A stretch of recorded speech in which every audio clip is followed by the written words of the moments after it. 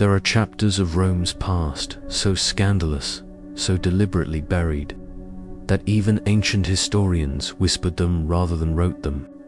Tonight, we unseal one of those forbidden chapters, the tale of an empress whose hunger for power and pleasure became the most feared secret in the imperial palace. This is the story of Valeria Messalina, the girl who became empress at 15, and the woman whose desires shook an empire. If you're new here, subscribe, because on this channel we resurrect the brutal, sinful, and suppressed truths that Rome hoped would rot away in forgotten scrolls. And turn on notifications. You don't want to miss what comes next. Before we begin, tell us where and what time you're watching this. Our stories become even darker, knowing how far across the world they travel now. Let the shadows of history open. Messalina didn't choose her husband. In Rome, women, even royal women, never did. She was born from the bloodline of Augustus. She should have had a life of prestige and luxury. Instead, she was married off to Claudius, her 48-year-old uncle. A man the Senate mocked. A man the people dismissed as a limping, stuttering embarrassment. A man who only survived Caligula's insanity by pretending to be harmless. Then, one morning, history shifted. Caligula was assassinated. Claudius was found trembling behind a curtain, and the Praetorian Guard, perhaps as a joke, perhaps as destiny, proclaimed him Emperor of Rome overnight.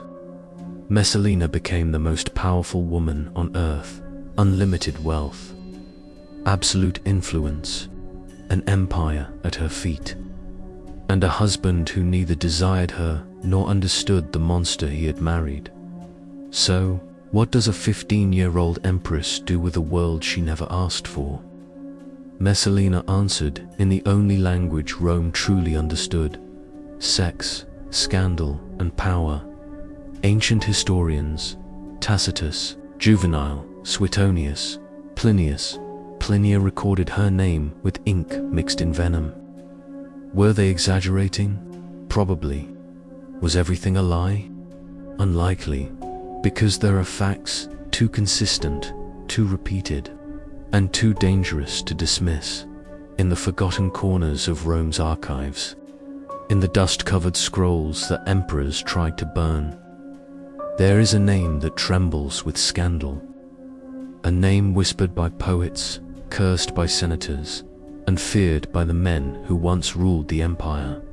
Valeria Messalina, the Empress of Rome, the woman whose hunger became legend.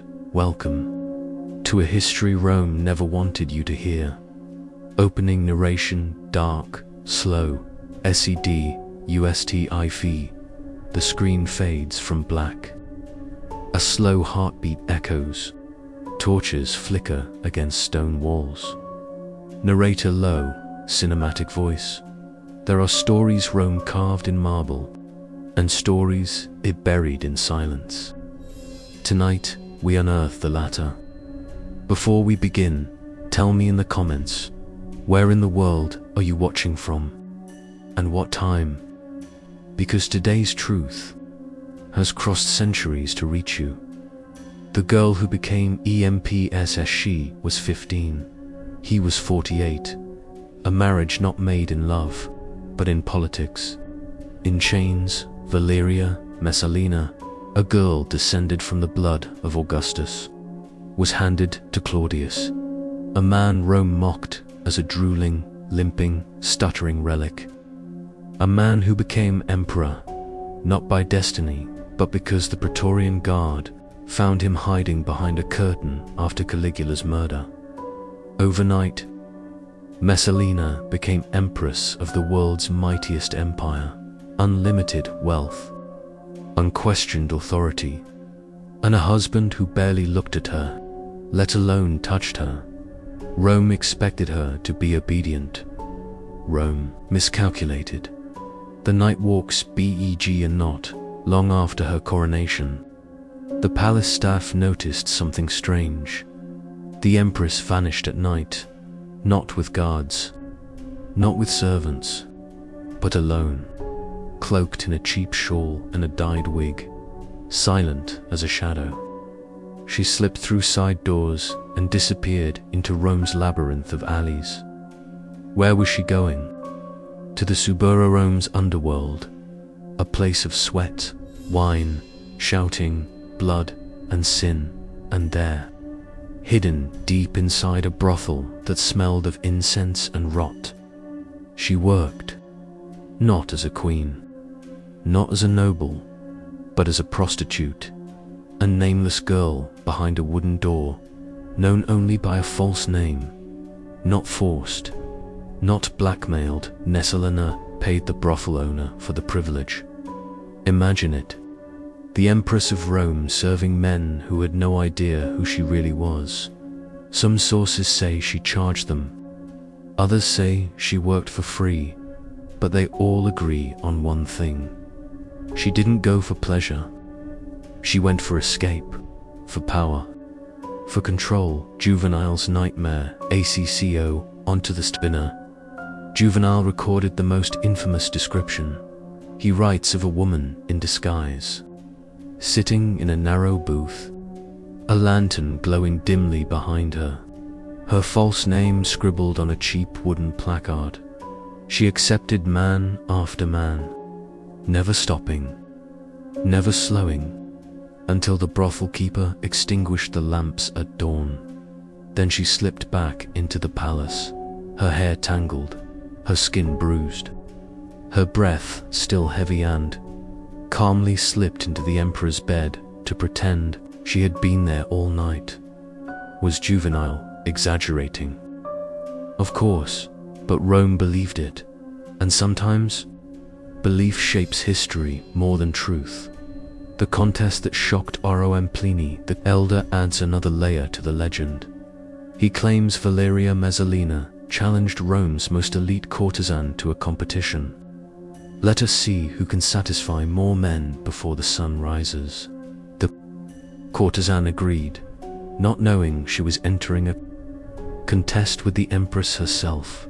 Some accounts say the number was 25. Others say Messalina kept going even after her rival collapsed. Again, were these numbers inflated? Possibly, but the meaning was clear.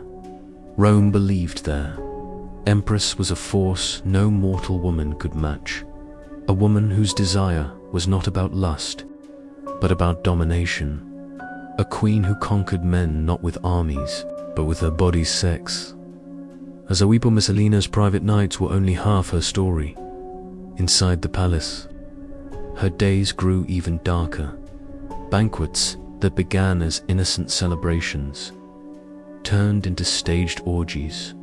Senators, their wives, generals, wealthy merchants, none were safe from her invitations, and no one dared refuse.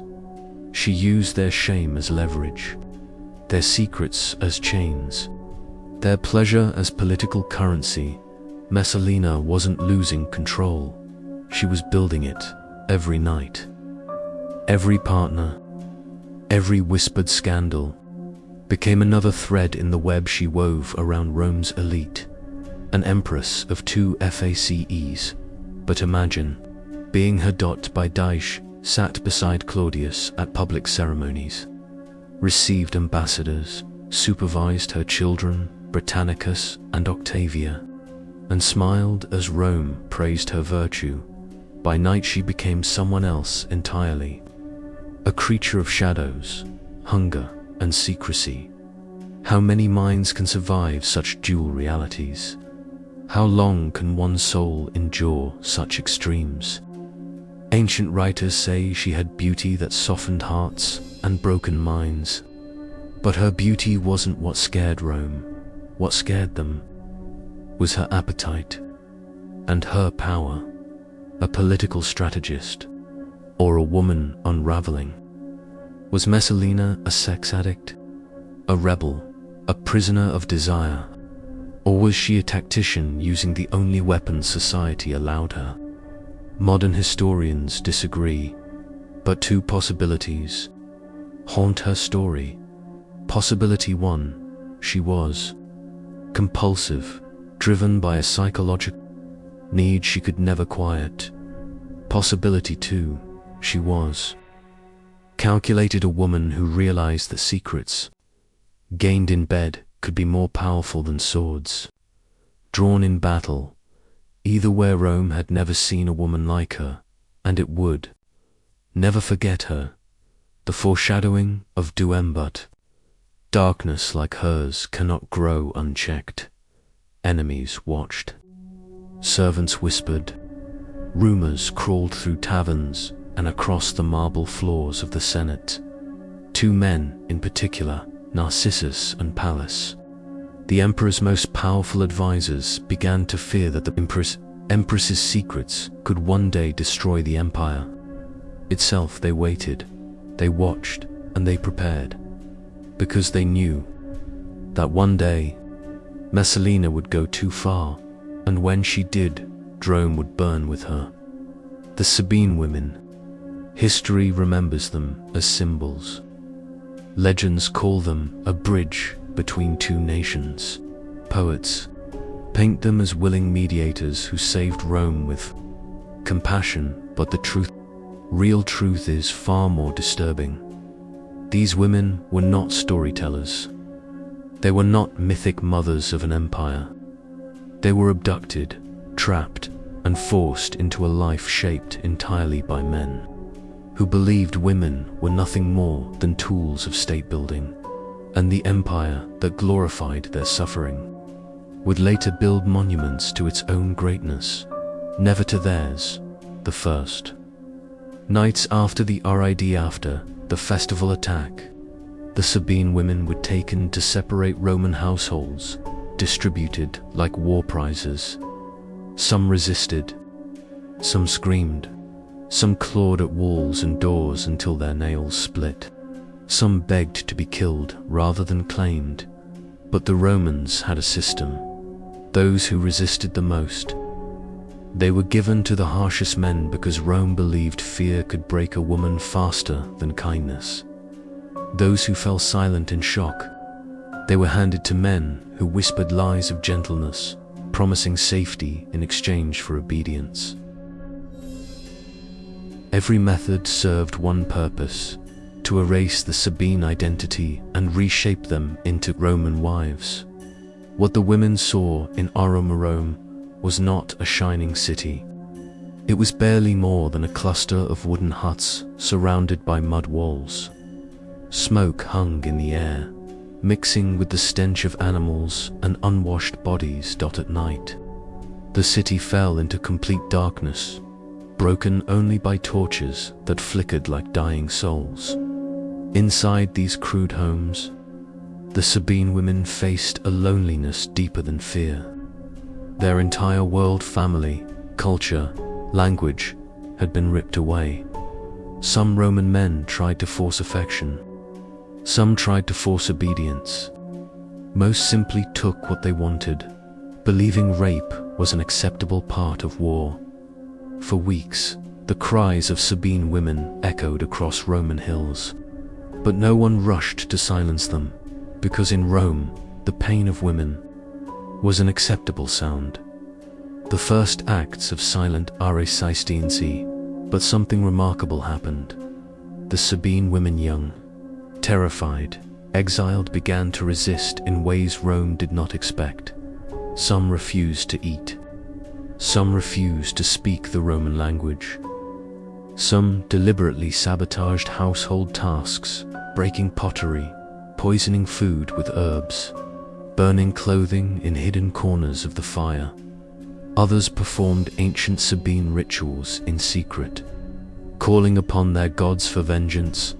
Rome ignored them at first, but when men began falling sick from herbs slipped into wine, when fires mysteriously burned through storage huts, when livestock died without cause, the Romans learned a rule they had not considered. A woman is never truly powerless, especially when she has nothing left to lose. The Sabine retaliation, BEGNS, back in the Sabine homeland. The men, fathers, brothers, husbands, were preparing for war. They weren't marching for honor. They weren't marching for politics. They were marching for the women Rome stole. The Sabines were mountain people, tough, disciplined, and used to harsh terrain. Their warriors trained not for show, but for survival. And when they discovered the Romans had taken not one or two, but hundreds of women, something inside them turned to stone. This wasn't a war. It was vengeance. They marched through valleys and over ridges, armed with spears carved from mountain ash and shields hardened in river oil. Some women marched with their mothers who had watched their daughters carried away and could no longer bear the grief. The Sabine army moved silently, determined to do what Rome never expected, bring war to the very cradle of the empire. The battle that shook early. Aromatha, Sabines, struck at dawn. Fog rolled over the Roman hills like a ghostly tide.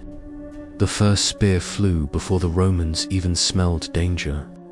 Within moments, the ground turned to mud as blood mixed with morning dew. The Sabines fought with a fury Rome had never seen. Every strike of a sword carried the weight of a mother's scream, a sister's tears, a daughter's silence.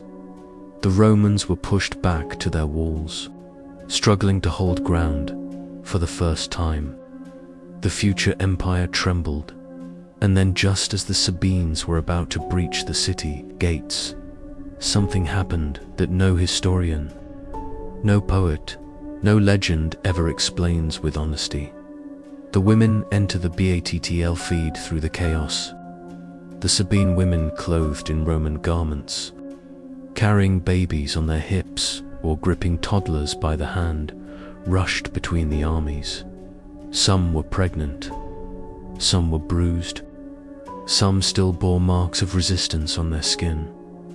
But they walked onto the battlefield with one terrifying, unshakable truth. Whichever side won, the women would suffer again, because they were not fighting for Rome or Sabine. They were fighting for themselves. They threw themselves between swords. They begged the Sabines to stop. They begged the Romans to stop, not because they were choosing one side over the other, but because both sides had already destroyed them. They had no nation left to defend only children, who would be torn apart if the war continued. Their exact words have been softened by centuries, but the real meaning was clear. Stop using us as weapons to prove your strength. Stop fighting over bodies you both believe you own. If you truly think we belong to you, then listen to what we want.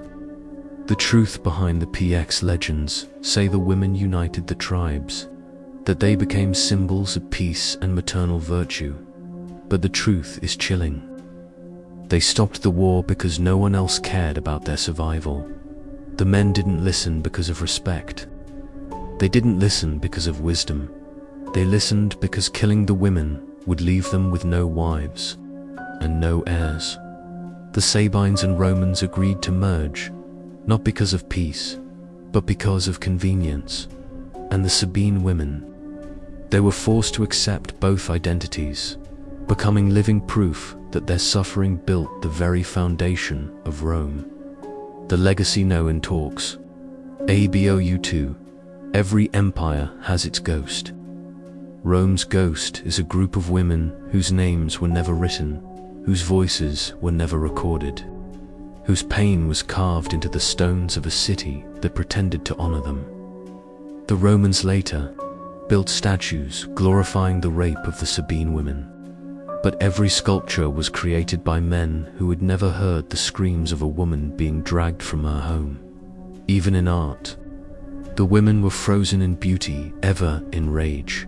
And yet, their story shaped the destiny of the most powerful empire the world had ever seen. Not by choice, not by honor, but by survival. the Sabine women did not just become mothers of Rome. They became its first forgotten victims, and the empire built on their pain would go on to repeat the same horrors for centuries.